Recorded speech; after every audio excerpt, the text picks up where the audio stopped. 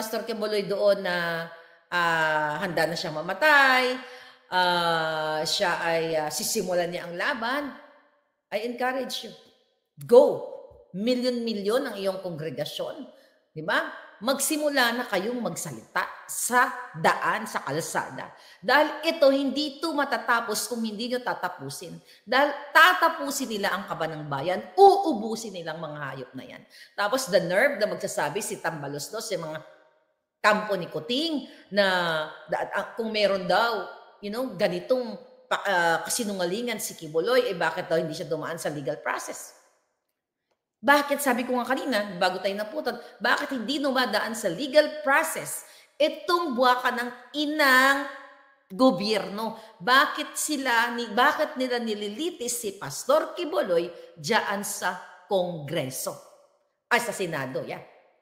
Bakit yan sa nililitis? Sabi ko nga, kung gusto nilang i-convict yan, kung feeling nila na ang Senado ay diyan dapat nililitis ang mga taong nagkamali, di ba, ang makasalanan, sabi ko, ano pa ang silbi ng mga korte natin sa Pilipinas? Pag-abolish na yung mga korte natin na hindi na akong gumasos ang taong bayan. Wala ng korte, diyan na lang sa Senado. Diyan na lang sa Kongreso kung gusto nyo litisin. Dahil sabi ko nga, ilang beses ko sinabi, kung gusto nyong i-convict dyan sa Senado, Kongreso si Kibuloy, dahil sa tingin ninyo, yan ang avenue o yung platform na dapat ang mga makasalanan ay dyan hinuhusgahan. Pero ang Lotto, ang Robles, di ba? Ang involvement ni Lisa Smugs, narinig yun naman ang binati niya si Mel Robles nung kanong birthday ni Mel Robles on January 20, na sama-sama tayong babangon muli para maging milyonaryo, referring to the general manager of PCSO. Bakit hindi nyo ikaray-karay yan dyan sa Kongreso at Senado? Hindi nyo gagawin yan. Kasi magkakaalyado kayo, mga impacto kayo. Diba? Kaya taong bayan, tama naman. Ako, buti nga nagsalta na si Kibuloy. Kasi ako, last year pa lang, nagsasabi na ako sa inyo, speak up, get up, pick them up. You have to pick them up. Lulubog kayong lahat. Gigipitin kayong lahat. Si Kibuloy may power pa yan eh. May pera yan. Si General Macanas walang pera. Ako wala akong pera. Okay? Na lumaban sa mga kademonyohan. Ito hindi ko kaya magbayad ng hitman. Si Lisa kaya magbayad ng hitman. Ang gobyerno kaya magbayad ng hitman gamit ang pera ng bayan. At pwedeng mangyari yan. Na ipapategi nila, gugurgurin nila si Pastor Kibuloy. Gugurgurin nila ako December pa lang. Di ba? Na volunteer yan si Milyonaryo, nung siya ay nanalo sila sa Lotto, na bahala na siya sa ulo ko. I reported them, di ba sinabi ko sa inyo? Nireport ko na sila. Nireport ko sila sa FBI. Bakit? Nireport ko yung mga putang inang yan. Kasi, mga kababayan, kung ano mangyari sa akin, sa isang ibang, kay Kibuloy o kung kanino pa, at least recorded. Nireport ko yung mga putang inang yan, mahaba yung diary ko. Actually, kahapon, kailan ba yun? Well, I'm not gonna say that, okay? I'm not gonna say that. It's secret. Kahapon nakipag-party ako. Yun na lang. You know what I mean? So, ang punot dulo nito, mga kababayan, ang punot dulo nito, itong hinayupak na gobyerno ni Marcos Jr. Okay? Sila ang punot dulo ng panggigipit. Kaya nga yung mga miyembro ni Pastor Kibuloy, simulan nyo ng magmarcha at mag-speak up. Kailangan na nating tunawin ang mga ito. Kasi pwede nga talagang batuhan na lang ng pampachorba yung kanyang properties. Batuhan ng magtatanim ng mga ebidensya. And kung malawak yung properties niya, kung iba, I don't know kung gaano kalawak yung properties niya, pwedeng, mag-chopper ang mga demonyo na mga kaalyado ni Lisa, hulugan ng anything na pwedeng mapahamak siya. Ngayon, mga palangga, ano sabi ng taong bayan? Sabi ko nga, ang panggigipit ng Kuting at Ahas pulboronic government sa SMNI ay at kay Kibuloy ay panggigipit sa bawat Pilipino. Wala na kayong laban sa Pilipinas, wala nang hustisya, wala nang batas.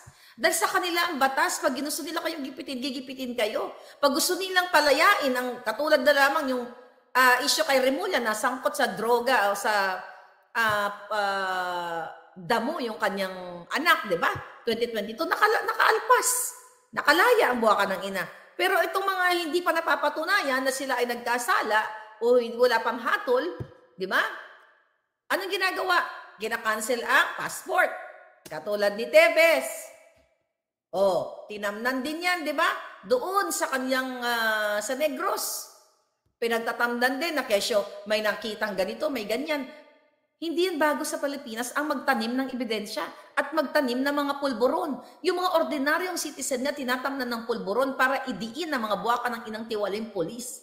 Hindi yan bago sa Pilipinas. So kung kayang gawin ng PNP ang sindakin ang isang General Macanas, kaya din nilang magtanim ng mga ebidensya at kaya din nilang ganunin si Quiboloy. Kung kaya nilang ganunin si Quiboloy at si Duterte, sino ka? Palangga na nakikinig ngayon. Sino ka na hindi nila kayang tamna, na hindi ka kayang gipitin? Dahil sa bawat kritiko na nagsasalita ay gusto nilang patahimikin. Suppression na ito. Look at the mainstream media. Nasaan na ang pinakakritiko nila na si Maria Ressa? Nasaan na ang mga dilawang mga kritiko nila?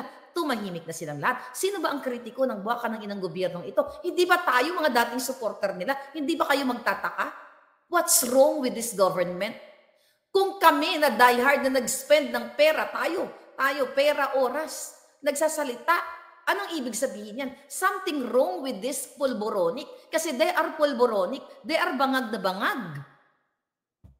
So you, PSG, military, na nakikita ninyo ang pagiging bangag ni Lisa, ang pagiging demonyita, yung pag-iisnab kay Sara, yung pagtatantrum ni Lisa, lahat nakikita nyo. Ito'y pagsasalarawan na demonyo po ang nasa Malacanang.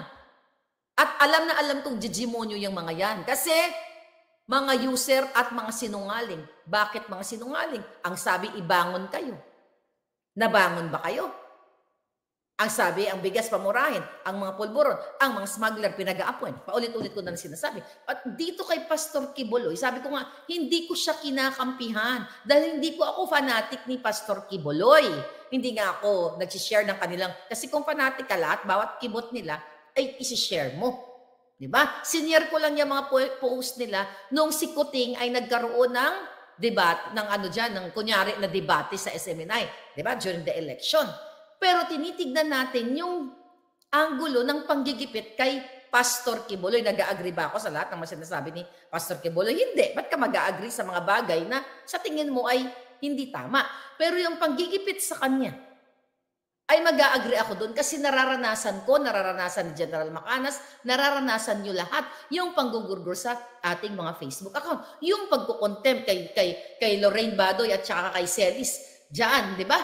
Na pinipilit silang na i-reveal ang kanilang source. Sila ay protektado ng batas. Di ba? Protektado sila na hindi mo basta-basta pwedeng i-reveal yung source. Kaya nga, kung lahat ng mga mainstream media pipilitin ninyo na i-reveal ang source, di lahat pinagugurgur na yun. Kaya nga ang taga-mainstream media lagi nagsasabi, ayon sa aking bubuit, ayon sa aking source. Tapos ang SMNI host, Badoy at Celis, exempted sila doon na dapat pigain sila kung sino ang nagsabi sa kanila. Kasi gugurgurin ang mga buwakang inang taga-kongreso. Sabi ko nga, mga palangga, kung yan ang batayan nila na i-convict nila si Quiboloy dyan sa Senado, dapat kinonvict na nila yung buwaka ng inang milyonaryo na yan, Mel Robles na yan, na mismo inamin na yung mga nanalo sa lottery na nilagay nilang picture ay hindi totoo, edited. At nakita nyo yan, million viewers yan sa TikTok, sa lahat ng social media. Tapos gusto kasi ng gobyernong ito makalimutan, matanggal si Lisa Ahas sa limelight. So hindi natin tatanggalin si Lisa Ahas dahil siya ay pinuno ng sindikatong gobyernong ito. Siya ay isang mafia, siya ay supporter ng smuggler, siya ay supporter ng pulboronic dahil sila mismo ay pulburon. Paulit-ulit na lang natin sinasabi yan, mga kababayan. Okay? Paulit-ulit ko na lang sinasabi sa inyo, ayan si Michael Ma. Paulit yung smuggler na kasabuat nila. Ayan kasama nila sa negosyo. Di ba? January pa lang. of last year, sinasabi ko na sa inyo, mga kababayan. Paulit-ulit na lang ba tayo? Ganito na lang ba gawin natin? Okay, hindi nyo bubuksan ang inyong mga isipan.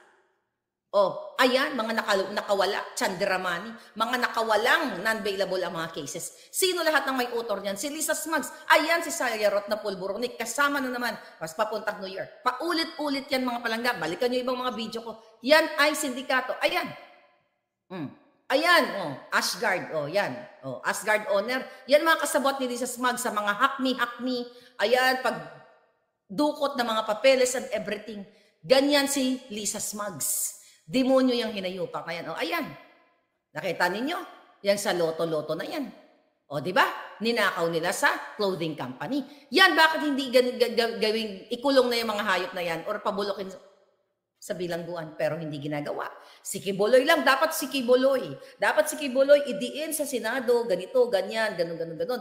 Kumuha ka pa ng mga testigo. Kaya sabi ko, ganun ba ang korte? Isang panig lang ang pakikinggan? Ayaw ni Kibuloy pupunta dyan kasi hindi naman korte yan eh. Dahil gigipitin nyo lang yung tao, pipilit nyo ng gusto ninyo. Ano namang ang laban ng tao? Na kapag nagsalita, iko-contempt ninyo. Nakita nyo naman kay Lorraine. Si Celis, pinagpatayan ng mikropono, ayaw pagsalitain. Gusto ng mga masyondang kongresista, sila lang ang pakikinggan. Diba? Si Ka Eric, nagsalita doon nung time na bago sila, nung kinontempt sila. Ano ang laban ni Kibuloy dyan sa Senado? Siyempre, may nakatanim na yan na mga question para ninyo gisahin at gipitin at ipahiya sa buong mundo at sasabihin na siya ay convicted na based on that bullshit na hearing ninyo in aid of legislation. In aid of legislation pala eh. Tapos convicted na yung tao. Tapos nagpapaniwala na kayo kaagad. Dito sa isang side lang. Ang sasalang naman ng kaso ng kaso ay dalawang side. Yung testigo at yung nasasakdal. Ngayon, hindi yan ang korte na dapat idinig si Kibuloy. Doon sa Korte Suprema, doon sa korte, yun ang ginigipit niya na siya ay protected ng kanyang constitutional rights. At mag-a-agree ako dyan, mga kababayan, dahil yung mga putang ina na mga kongresista at senado na yan, mga bayaran, lumalamon ng pera natin. Harap-harapan. Diyan sa puwersahang initiative na yan. Mismo si Amy Marcos nagsalita na pinagbabayaran, may mga ebidensya pa, may mga picture pa, tapos hanggang ngayon, cover up. Pagtatakpan na lang, sa halip, ang ginagawa ng mga kongresista, every other day, nagtutoka-toka sila ng hearing para kalimutan yung issue at tirahin si Sara, mga Duterte, at pabanguhin si Tambalustos. Sinabi ko na sa inyo yan, the purpose of that hearing sa House of Representatives, para kalimutan ang issue sa kanilang pagnanakaw o pwersahang initiative. Gamit ang pera ng bayan. Imbis na mag-focus sila na magpasa ng mga batas na makakatulong sa mamamayang Pilipino, ang pinupokus ng mga migaon, ng mga alpot-patutot dyan sa Kongreso. Yung mga botod, katulad ni Tambalos, ang focus nila, yung mga propaganda nila. Propaganda na pabanguhin sila at atakihin ang Duterte. Ang Duterte, ang Kibuloy, magkaruntong ang kanilang bituka. Dahil si Sara humihingi ng ng gabay. Mga palangga. So, natin kasi malulubat na pala ang hitad. Okay. Ngayon, mga pagkababayan. So ito nangyayari, ito, kailangan nyo nang mamulat. Kailangan nyo, BBM resign ka talaga, sabi ni CW. Okay? So, kailangan ninyong gumising na at ang mga kongregasyon, I think pati yata INC, may nabasa ako kanina, na, sukang-suka na sa gobyernong ito. Kailangan nyo nang magmarcha sa kalsada para magsalita at ipahayag ang panggigipit, ang pagmamalupit ni Ahas, ni Lisa Butod. Yang hayop na yan, sabi ko nga, vindictive narcissist yan. Yaan ay naghihiganti sa mga Duterte. Naghihiganti ang hinayupak na yan dahil hindi nabigyan ng pwesto si Coting Jr. First-hand information yan. Si Ahas mismo ang nag-utos sa akin na hindi ko sinunod na i-push ang buwaka ng inang Marcos Jr. na yan na i-appoint ni Duterte. Inutusan ako ni Lisa Ahas Marcos na kausapin ang mga Duterte, si Senator Bongo, na i-appoint ang kanyang asawa. Kaya bitter yan forever, yung buwaka ng inang yan, at uubusin niya ang pera ng bayan. Sa pamamagitan ng what? Party there, party here. Nakikita nyo naman ang ginagawa nila, pa-fireworks and everything. Nakikita nyo yung pag-travel, hindi yan fake news. Sila ang gumagawa ng downfall nila. Sila ang gumagawa ng pagbagsak nila. Hindi tayo, dahil tayo ay kritiko lang.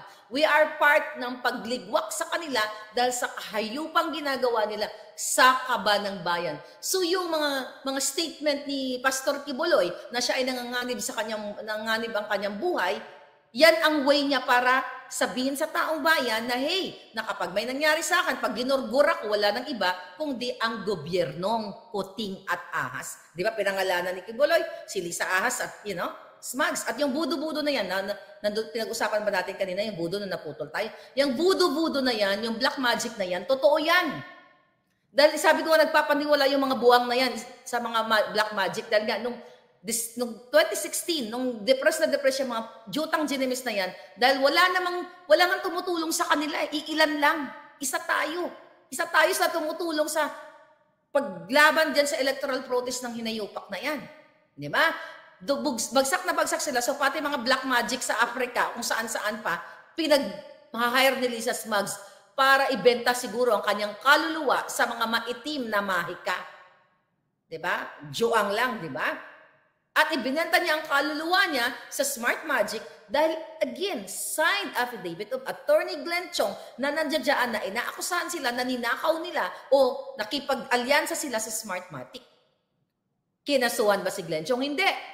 Takot sila na makaladkad ang mga kababuyan na ginawa ni Lisa Araneta Marcos. Ang laro ni Lisa Araneta Marcos ay mapaghiganti at gumagamit ng mga taong proxy para atakihin ang katulad ni Kibuloy, katulad ko, katulad ni Macanas na nagkikriticize sa kanilang gobyernong maitim o kadiliman. Kunyari walang alam. Kunyari, tahimik. Alam na magpo-front siya. Siyempre, gagamitin niya ang resources ng gobyerno. Sabi ko nga kanina, dyan pa lang sa ginagawa niyang acting-acting, pag-i-snub niya kay Inday Sara sa pagiging inggitera niya kay Inday. Diba? Doon bago sila pumunta sa Vietnam. Then, yung sa Chinese New Year, nakita niyo yung kademonyohan niya. Hindi niya maitago ang pagiging masamang ugali. Ganyan po ang pulboronic o bangag na tao. At ang punong-puno ng kaitimang budhi sa kanyang puso. Kung kaya niyang tigihin, okay? Kung kaya niyang, di ba sinabi ko sa inyo yung tungkol sa una niyang anak. Una niyang anak, di ba? Yung, sabi ko nga, nasaan ang anak mo, Lisa? Kasi nabigyan tayo ng information yan. Last year ko yan pasabog, di ba? Kay puno ng mangga. At ayon sa ating source, nagpaalaga yung hinayupak na yan sa Good Shepherd. Okay? Diyan sa Maynila, nung time na yun, nung pinagjojontis niya. At pag tinatanong mo si Lisa, nasaan yung una niyang anak na, his gun or she's gun, yun ang terminology. Kaya ang tanong ko, niligwak mo ba? Ginurgur mo ba ang sarili mong anak na hinayupak ka? Demonita ka. Sa lahat na lagpasan mo si Satanas.